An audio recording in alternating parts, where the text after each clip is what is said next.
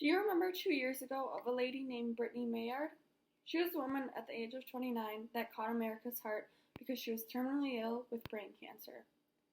Her story caught fire across the country. She had moved from her home in California to Oregon so she could legally die in peace with a doctor's assistance. I want to encourage the idea that assisted suicide should be legalized because of the right to die, the living wills, and healthcare costs would be reduced. You should listen to me because dying in dignity is very important to many people, including myself. I would want to die with coherence, elegance, and liberty. I am just going to be blunt here, but we all are going to die sooner or later. Some of us will die in a peaceful way, and some of us will die in agony from terminal cancer. As of 2016, it is anticipated that 500,955,690 people will die of cancer just this year.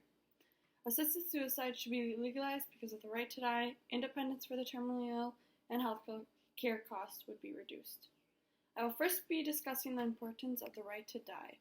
Assisted suicide should be legalized because of the right to die. It is your civil liberty to be able to choose the way you die. No one can take those rights away to you as a citizen. A person should have full control over his or her own life. No one should be in control of another competent person. If the terminally ill is competent enough to make that choice should be no one else but theirs. The terminally ill wants to die in dignity. No one wants to die as an empty shell on morphine. They can die by active euthanasia, which is death by prescription, or a person can die through passive euthanasia, which is death by withholding food, drugs, water, and any other substance needed to survive. A person should also be in control of their own destiny. No one is in control of their life besides for themselves.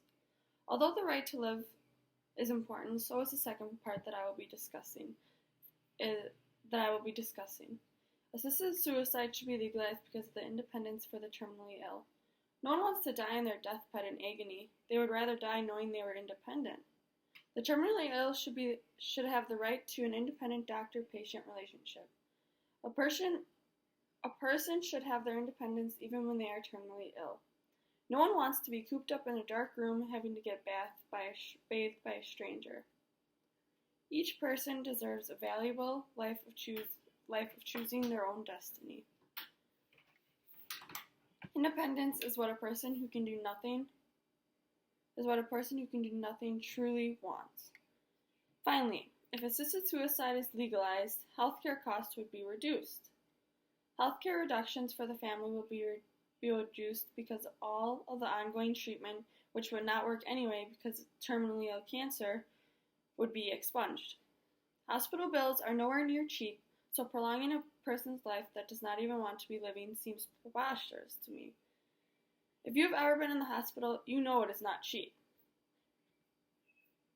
If you have a friend that is terminally ill, those bills will be put off to you after they die. The hospital does not just erase the debt once the person passes away, rather puts the economic pressures on you. Not to mention that you will also be grieving for quite some time because of the loss. The healthcare system is already complicated, so legalizing assisted suicide can help decrease the healthcare complications because then many medications and treatments would not be used. In the end, many people would be saving quite a large amount of money. When a loved one dies, you want to be able to mourn in peace without a heavy cloud of debt hanging over you. Those are the reasons why we should legalize assisted suicide. 66% of people in the United States believe that a doctor or a nurse should allow a patient to die in certain circumstances. The United States should legalize assisted suicide because of the right to die, keeping the independence for the terminally ill, and saving money on healthcare costs. If a loved one of yours was diagnosed with a terminal condition, and they specifically said that they did not want to live in those conditions, would you help end their misery? It may not seem important right now, but if you had a loved one that was in this situation, you would want to help them as much as possible.